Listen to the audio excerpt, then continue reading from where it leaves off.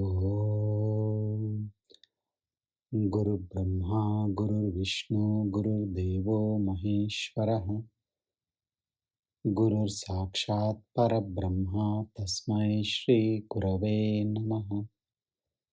गुरवे सर्वलोकानां विषजे भवरोगिणां निधये सर्वविद्यानां दक्षिणामूर्तये नमः।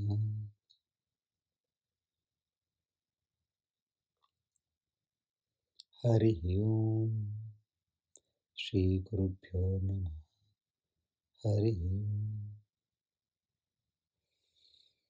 ओम्। ॐ सहना भवतु सहनौ भुनक्तु सह वीर्यं करवावहै तेजस्विनावधीतमस्तु मा विद्विषावहै। ॐ शान्ति शान्ति शान्ति।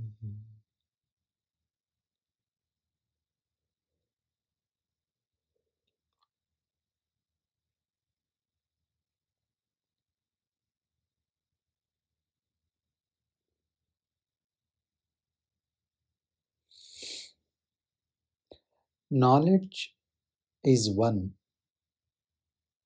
but at different stages of growth on the spiritual path, different understandings are realized. What do we mean when we say different stages of growth? It is different levels of maturity of the intellect and cleanliness or cleansing of the mind. Cleansing of the mind of what? Of impressions. When somebody is fully drowned in samsara, a completely worldly person, the mind is clogged with impressions. They have no insight into the truth of existence. They don't know who they are, what they want, what is life, why they are here. Their understanding of knowledge is different. In fact, there will be no interest in them towards knowledge at all, no inclination at all. And then we have a few people who develop an interest maybe because of another type of conditioning. In the family, there was somebody who was interested, or there was a tradition of going and listening to pravachanas and lectures, visiting saints. Here, once again, their mind is also clogged with impressions of a slightly different type. They have got no seeking of truth, but it's a habit to seek lectures, discourses. It brings a sense of wow in them because it appears something new and different, but they don't think it is for themselves at all. So they don't take it into their lives, so it does not transform them. And then there is a sincere seeker at the beginning of the path when they're introduced to some revolutionary techniques which start cleansing these impressions, removing the unwanted ones at a very rapid pace, like the Kriya, or like intense yoga, or the hollow and empty meditations. And in these people, there is partial realization, the partial understanding. Things are new and exciting. At the same time, they bring some wow, aha moments. Oh, yes, yes, yes, I get it. Oh, this is what it is.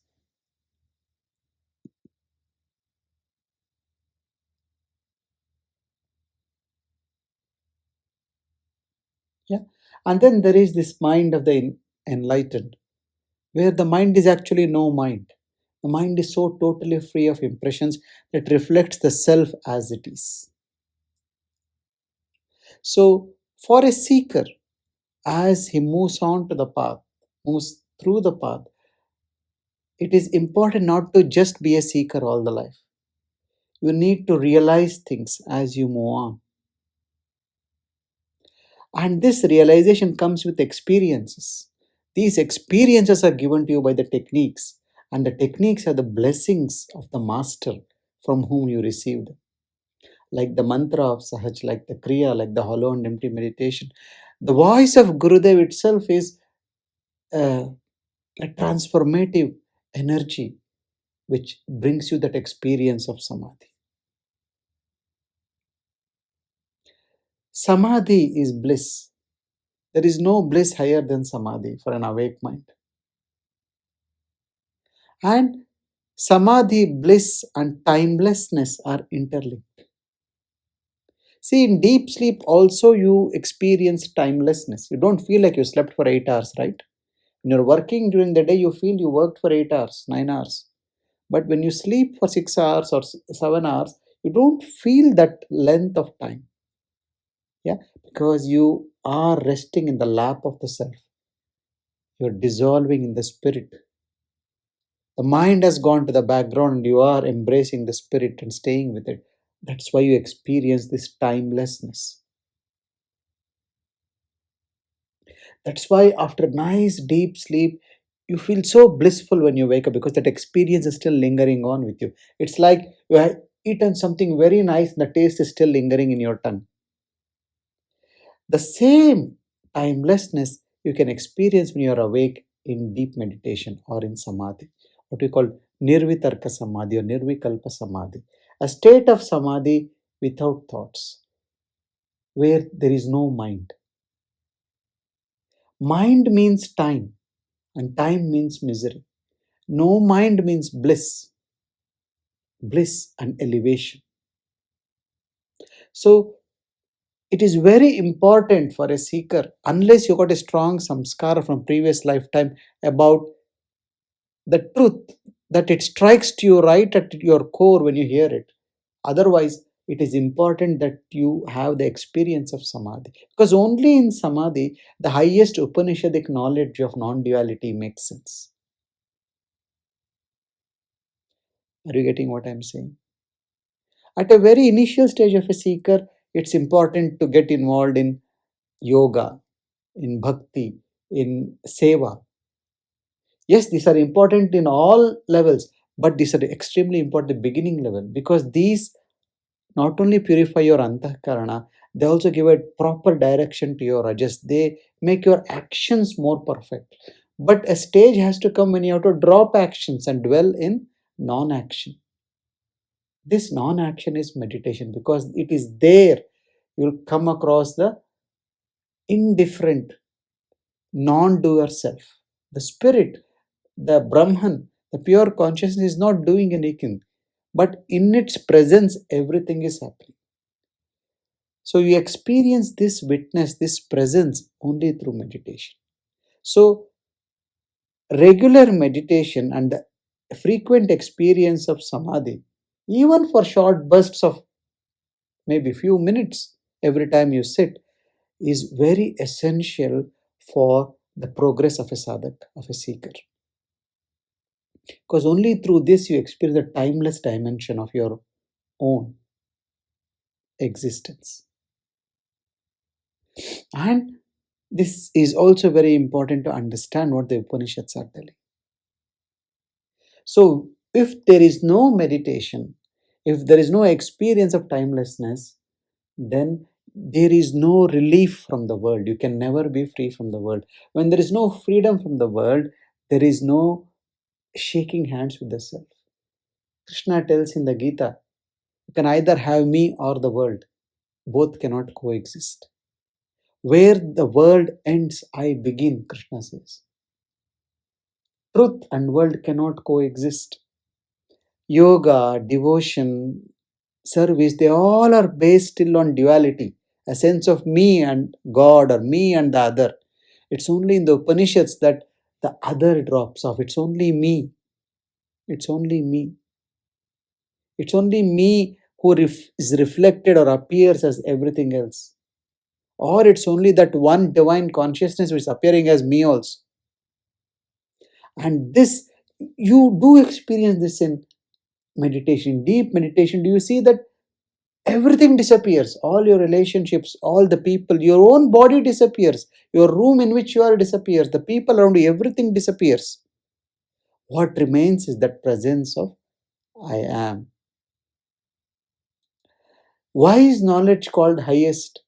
Nahi gnanena sadrusham pavitra miha vichyate. Krishna tells in the Gita. Why is knowledge considered as the highest? Shankaracharya explains this very beautifully. He says only knowledge opposes ignorance. No action will oppose ignorance.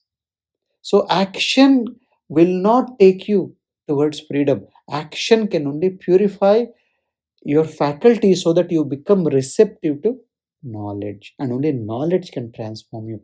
Only knowledge can free you. Are you getting what I'm saying? The beauty of the Katopanishad is unlike the Mandukya Upanishad. Mandukya Upanishad is very small, very short, but it is very direct, straight to the point. It says the entire universe can be expressed in one sound, that is Om, and it explains Om in 12 shlokas, and that is it. To realize the truth expressed in the Mandukya Upanishad, it needs a lot of maturity. However, in the Katopanishad, the rishis are a lot more considerate to the early seekers. There they talk about rituals, they talk about yoga, they talk about restraint of the senses, they talk about the hierarchy of the faculties, that the senses are lower than the mind, the intellect is higher than the mind, and the self is the highest in terms of the ability to overcome the limitations. And this understanding and working through this will help you to overcome the perception, the limitations of your own mind. So it is extremely important for us to meditate and have this experience of timelessness or samadhi if we have to understand any of the Upanishadic knowledge. Okay, so there are a few technical things you need to be aware of as we proceed through these remaining shlokas of the Katopanishad. Some of it is already touched upon Yama in the previous chapter when he is speaking about the manifest consciousness. The manifest consciousness, actually it's a misterm, because the consciousness is not manifested, it appears as if it is manifested. But however, for understanding, just to make it easy to communicate, let's take it as if there is a manifest consciousness and the source of this is the unmanifest pure consciousness. So these explanations which are given, it's important to understand them because they give some sort of a logical sense to the understanding.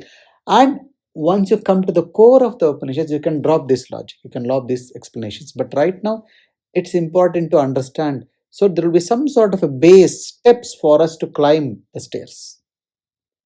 Okay, so what is a manifest consciousness?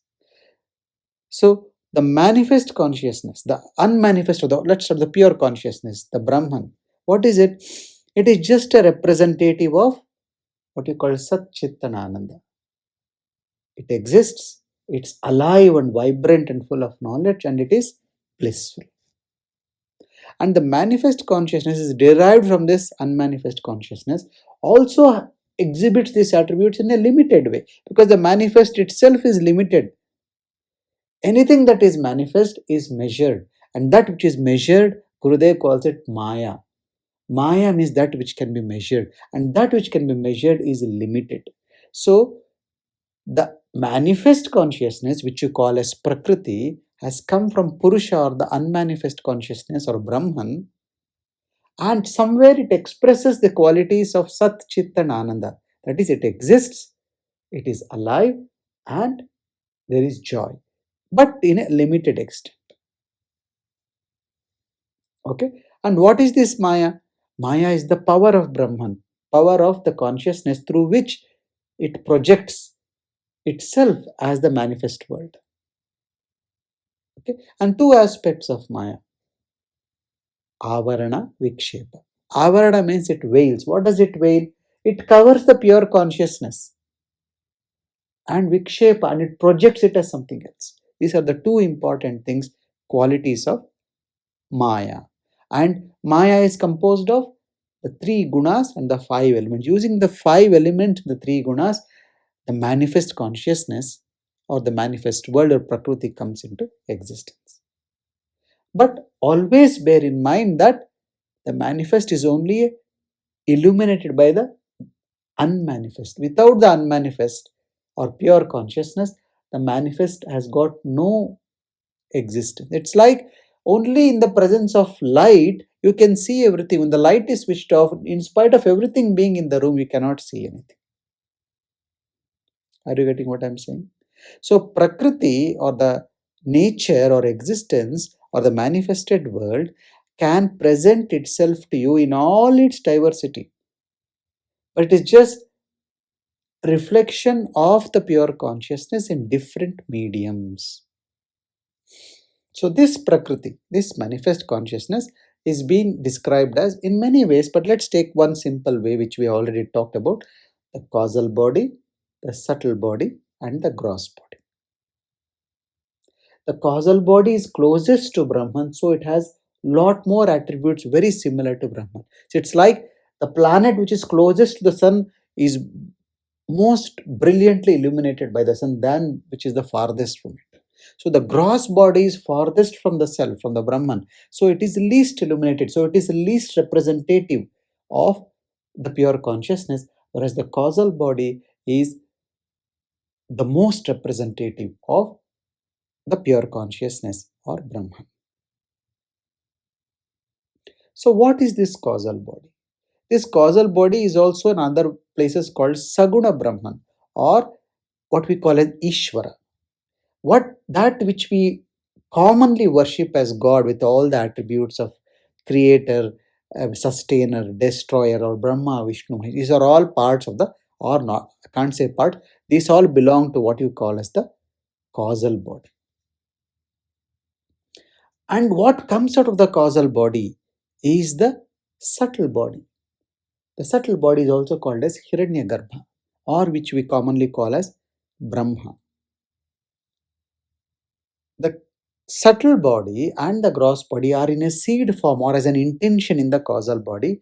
But when the intention starts manifesting, the first manifestation is called a subtle body. And this subtle body, or Hiranyagarbha, or Brahma, who initiates the process of creation through the elements and gunas. So there are 19 aspects of creation in the Hiranyagarbha or the subtle body. What are they?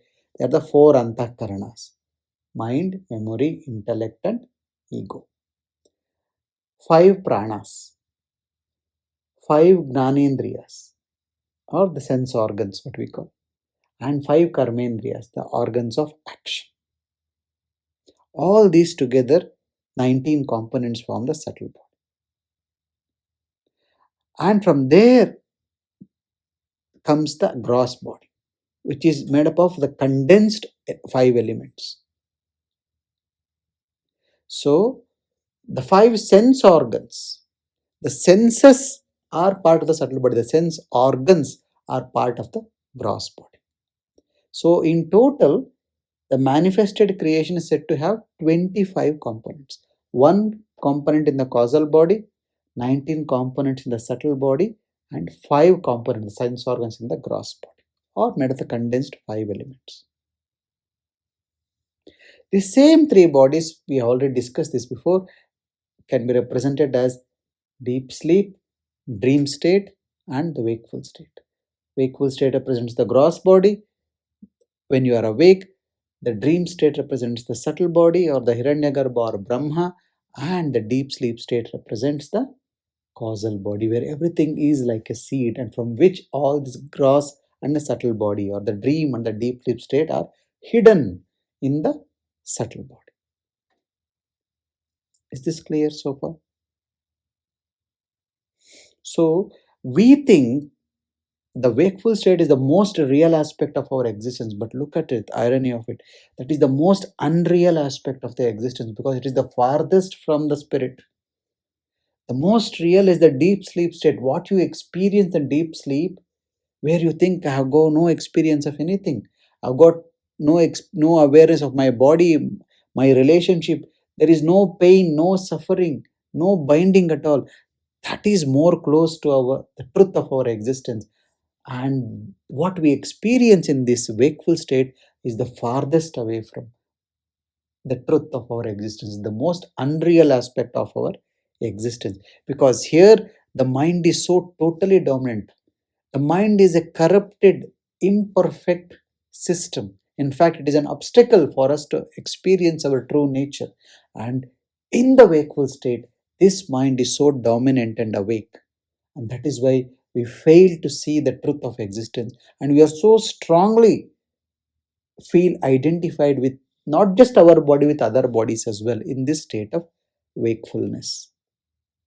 Now, also you need to remember these two terms which are commonly mentioned, Jiva and Daiva, or Jivatma and Paramatma. It is individual self and universal self.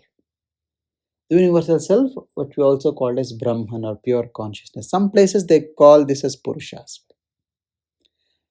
And Jiva, what is Jiva? So Jiva, the individual Jiva, is mainly the causal body along with the subtle body. So now let's get into the shlokas of the chapter 2. We have finished chapter 1. Now let's look into what happens in chapter 2.